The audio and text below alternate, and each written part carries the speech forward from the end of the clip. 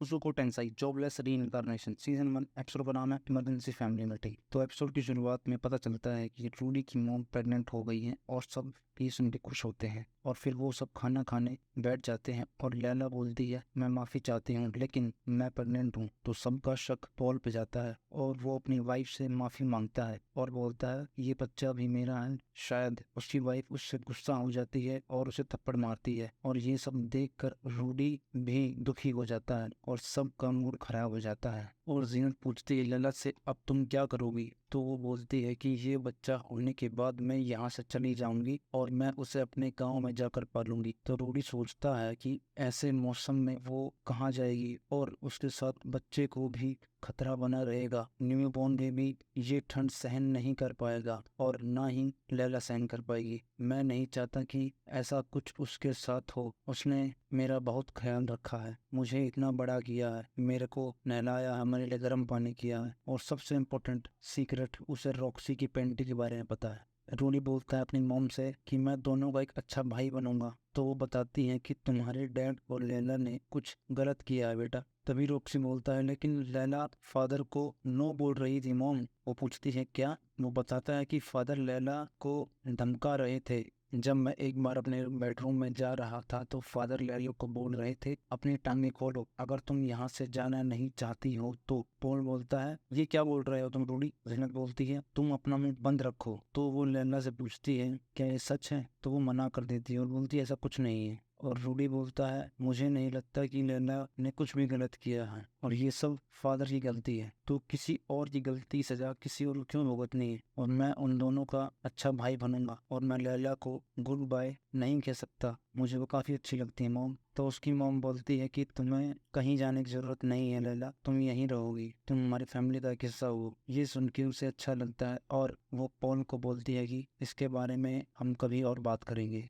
Next scene में वो दोनों तलवारबाजी की प्रैक्टिस कर रहे होते हैं लेकिन पॉल उस पे गुस्सा निकाल रहा होता है। ऊपर खड़ी लैला सोच रही होती है कि इसने मुझे क्यों बचाया जबकि ये मेरी गलती थी पॉल की नहीं। और मैं रूडी को बचपन से जानती हूँ, उसे सब अच्छे से पता है कि क्योंकि वो बचपन में मेरी चेस्ट पे सर रख कर खेलता था और मुझे पता है कि वो किस तरह से खेलता था। लेकिन वो सब भूलकर उसने मेरी लाइफ बचाई और अगर मैं इस बच्चे को जन्म देती हूँ सही सलामत तो मैं उसे रूडी की सुरक्षा के लिए रखूंगी। नेक्स्ट सीन में पॉल अपने दोनों बच्चों के साथ खेल रहा होता है और रूडी सोचता है पॉल रोज ऐसी हरकतें क्यों करता है। और फिर वो दोनों रोने लगते हैं और उन दोनों की मॉम बोलती है इनसे अच्छा तो रूडी को पालना था, वो कभी भी इतना नहीं रोया। तो रूडी सेल्फी को बोलता है कि मैं इनका एक कूल ब्रदर बनूंगा, तुम देखना। तो रूडी बताता है कि उस इंसिडेंस के बाद लैला ने मुझसे बात करनी शुरू कर दी है जो कि पहले मुझसे कभी बात नहीं किया करती थी। तो वो बहुत सारे किस्से मुझे बताती है अपनी लाइफ के बारे में और वो बताती है कि मेरे मॉम डैड किस तरह मिले थे। तो फिर उसके डैड आते हैं और उसे प्रैक्टिस के लिए बोलते हैं और वो मुझे हमेशा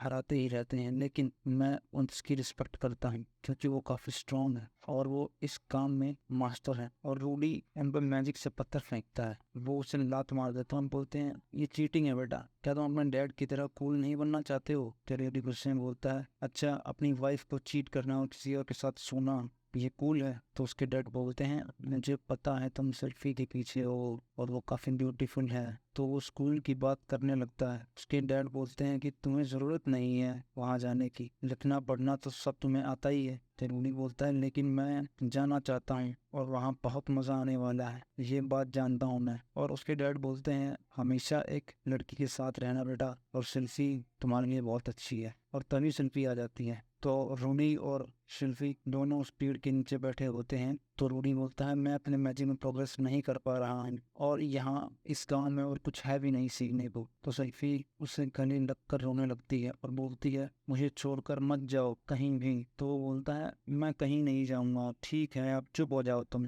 तो रूडी अपने बेड पे सेल्फी को इमेजिन कर रहा होता है तभी उसके डैड आ जाते हैं और वो हंसने लगते हैं। तो वो बताते हैं कि तुम्हारे लिए एक लेटर आया है, मुझे तो पढ़ लो पहले। वो उसे खोलता है और वो लेटर रॉक्सी का होता है। वो बोलती है काफ़ी टाइम हो गया तुमसे बात किए, मैं अभी शेरॉन किंगडम में हूँ, एक प्रिंस की ट्यूटर। और वो बताती है तुम्हारे जैसा ही है वो भी, जल्दी सीख रहा है, लेकिन तुम्हारे जल्दी जल्दी नहीं सीख रहा है। वो भी तुम्हारी तरह मेरी पेंटिस चुराता है। मैं तुम्हें देखना भी चाहती हूँ लेकिन थोड़ी नर्वस भी हूँ, और तुम वहाँ एडमिशन ले लो जहाँ तुम्हें मैंने बताया था। Good bye Rudy. उसकी डैड बोलते हैं रॉक्सी ने काफी कुछ कर लिया है, लेकिन क्या तुमने सच में रॉक्सी की पेंटिस चुराई थी? रिलीज लेटर के बारे में सोचने लगता है तो डिनर पे अपने फादर से कुछ पूछता है। उसकी मॉम बोलती है बोलो बेटा। रूडी बोलता है मैं यहाँ अपने मैजिक इम्प्रूव नहीं कर पा रहा हूँ। मैंने डिसाइड किया है कि मैं रोना मैजिक यूनिवर्सिटी जाऊंगा, लेकिन जब मैं शिल्पी को ये बात बताई तो वो रोने लगी, कहीं नहीं जाने की बात करने लगी। मैं चाहता हूँ हम दोनों यहाँ जाएं, लेकिन उसकी फैमिली हमारी तरह स्ट्रॉन्ग नहीं है, तो क्या आप हम दोनों की फीस पे कर दोगे? उसका डैड बोलता है